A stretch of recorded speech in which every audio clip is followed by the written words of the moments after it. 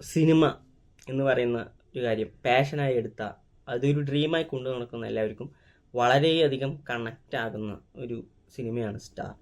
Kavin lead role ചെയ്യുന്ന, Ellen സംവിധാനം ചെയ്ത് യുവൻ ശങ്കർ രാജ മ്യൂസിക് ചെയ്ത ഈ സിനിമ കുറേയധികം സീനുകൾ നമ്മളെ വളരെയധികം ഇമോഷണലി ഹൂക്കഡ് ആക്കും. കാരണം നമുക്കറിയാം നമ്മളെ ആ ഒരു പാഷൻ കൊണ്ടു നടന്നവർക്ക് നന്നായി ഫീൽ ചെയ്യുന്ന ഒരു കാര്യങ്ങളാണ്. സോ അത് അങ്ങനെ ഹൂക്കഡായി ചെയ്യുന്ന വളരെയധികം സീനുകളുണ്ട്. നമ്മളെ ഇമോഷണലാക്കും, നമ്മളെ ഒന്ന് ചിന്തിക്കാൻ വെക്കുന്ന കുറേ സീനുകൾ സിനിമയിലുണ്ട്. പക്ഷെ ആ ഒരു ഇമോഷണൽ ഹൂക്ക് കിട്ടിക്കഴിഞ്ഞാൽ അതിനെ നല്ല രീതിയിൽ കൊണ്ടുപോകാൻ സാധിച്ചോ, ത്രൂ ഔട്ട് ആ ഇമോഷണൽ കണക്റ്റ് മെയിൻറ്റെയിൻ ചെയ്യാൻ സാധിച്ചോ എന്ന് ചോദിച്ചു കഴിഞ്ഞാൽ ഞാൻ പറയും ഈ സിനിമയിൽ അത് സാധിച്ചിട്ടില്ല. കാരണം ഇത്തരം നല്ല സീനുകൾ, ഇമോഷണലി കണക്റ്റ് ആകുന്ന കുറേയധികം സീനുകൾ, നമ്മളെ കണക്ട് ചെയ്യിപ്പിക്കുന്ന സീനുകൾ ഉണ്ടെങ്കിൽ പോലും ത്രൂ ഔട്ട് ആ ഒരു ഫ്ലോ സിനിമയ്ക്കില്ല. ഒരു നായകനാകാൻ ആഗ്രഹിക്കുന്ന ഒരു ചെറുപ്പക്കാരൻ്റെ കഥയാണ് സിനിമ പറയുന്നത്. സോ കവിൻ എന്ന പെർഫോമർ സിനിമയിൽ അതിഗംഭീരമായിരുന്നു. ആൻഡ് യുവൻ ശങ്കറിൻ്റെ പാട്ടുകൾ എനിക്ക് വലിയ ഇമ്പാക്റ്റ് ആയി തോന്നിയില്ലെങ്കിലും സ്കോറുകൾ ഈ സിനിമയുടെ മൂഡ് അതേപോലെ തന്നെ കൊണ്ടുപോകുന്നുണ്ട്. പെർഫോമൻസ് വൈസ് നോക്കുകയാണെങ്കിൽ ലാൽ അടിപൊളിയായിരുന്നു. പിന്നെ കവിൻ്റെ അമ്മ എൻ്റെ റോൾ ചെയ്ത ഗീത കൈലാസ് എന്നുള്ള ആക്ട്രസ് അടിപൊളിയായിരുന്നു.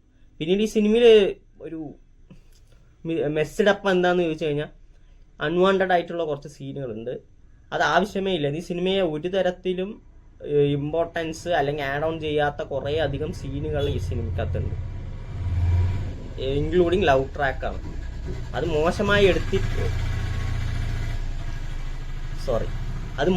എടുത്ത ഒരു സംഭവമൊന്നുമല്ല, നല്ല രീതിയിൽ തന്നെ എടുത്തിട്ടുള്ളത്. പക്ഷെ അത് ആവശ്യമില്ല ഈ സിനിമയ്ക്ക്, കാരണം 2 ഹീറോയിൻസ് ഉണ്ട്.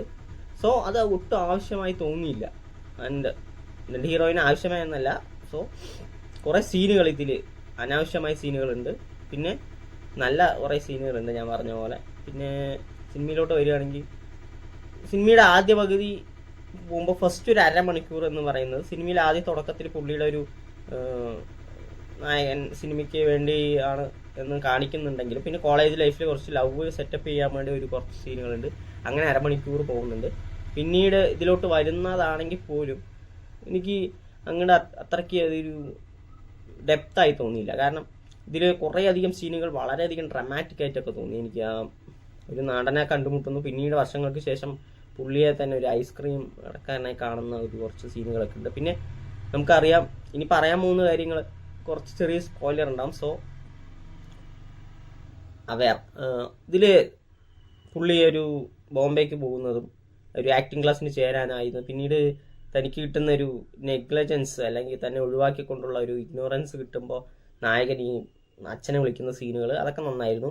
പിന്നീട് ആ ബോംബെയിലുള്ള കുറച്ച് കാലം പുള്ളിയുടെ അതൊക്കെ കൊള്ളായിരുന്നു. അതിനുശേഷം ഇൻ്റർവെൽ ബ്ലോക്ക് നമുക്ക് പറയുകയാണെങ്കിൽ പുള്ളിക്ക് ഉണ്ടാകുന്ന ഒരു ആക്സിഡൻറ്റ് തൻ്റെ ലൈഫ് തന്നെ മാറി മറിക്കുകയാണ്. സോ അതിൻ്റെ ഒരു ഷോട്ട് ഒരു ഗംഭീര ഷോട്ടാണ് കേട്ടോ, അത് പറയാതിരിക്കാൻ പറ്റില്ല. പിന്നെ ഇൻ്റർവെല്ലിന് ശേഷം കാണിക്കുന്നത് പുള്ളിയുടെ ട്രോമയും മറ്റും കാര്യങ്ങളാണ്. ഞാൻ അതാണ് പറയുന്നത് പോലെ പുള്ളിയുടെ ഒരു മെയിൻ കോർ സബ്ജക്റ്റ് ഉണ്ട്. ഞാൻ പറഞ്ഞ പോലെ എല്ലാവരും കണക്ട് ചെയ്യിപ്പിക്കുന്ന സിനിമ എന്നുള്ള ഒരു പാഷനായി കൊണ്ടു നടക്കുന്ന കുറേ പേർക്ക് കണക്റ്റ് ആവുന്ന കുറച്ച് സീനുകളുണ്ട്. അതാണ് സിനിമയുടെ പോസിറ്റീവ്. പിന്നെ പെർഫോമൻസസും യുവൻ ശങ്കറിൻ്റെ സ്കോറുമാണ് സിനിമയുടെ പോസിറ്റീവ്. അപ്പോൾ അതിനോട് ചുറ്റും നിൽക്കാതെ ഈ സിനിമ കുറേ കാര്യങ്ങൾ അൺവാണ്ടഡ് ആയിട്ട് പറഞ്ഞു പോയിട്ട് സിനിമ മൊത്തത്തിൽ ഡൗൺ ആക്കുന്നുണ്ട്. ഒരു മോശം സിനിമയല്ല, പക്ഷെ എവിടെയൊക്കെയോ ഒരു മിസ്സിങ് അനുഭവപ്പെടുന്ന ഒരു സിനിമയാണ്, ഫ്ലോ നഷ്ടപ്പെട്ട ഒരു സിനിമയാണ്. ശരിക്കും ആ സീനുകൾ ഇല്ലെങ്കിൽ പോലും ഈ സിനിമ ആസ്വദിക്കാൻ കഴിയും. ഡ്രിം ചെയ്യായിരുന്നു കുറച്ചുകൂടെ.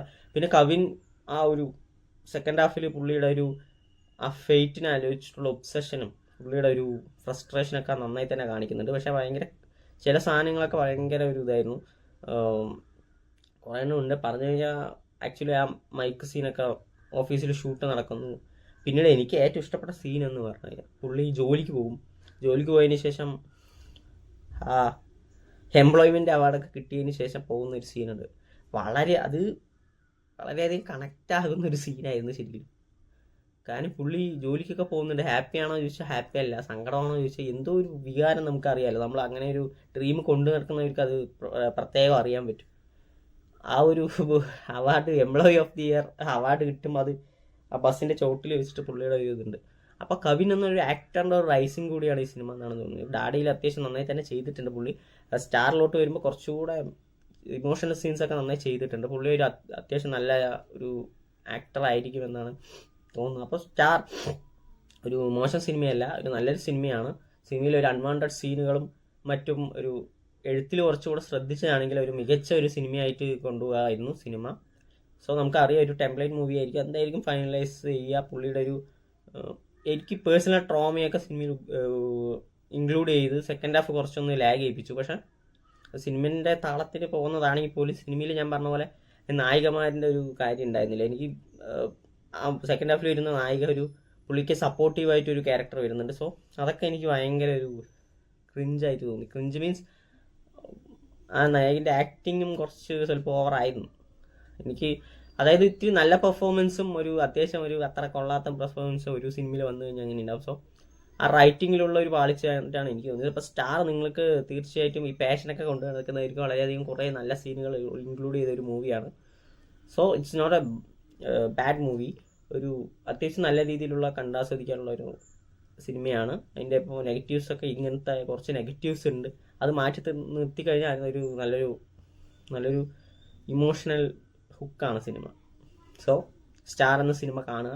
ഈ വീഡിയോ ഇഷ്ടപ്പെട്ടെങ്കിൽ ലൈക്ക് ചെയ്യുക, കമൻറ്റ് ചെയ്യുക, ഷെയർ ചെയ്യുക, ചാനൽ സബ്സ്ക്രൈബ് ചെയ്യുക.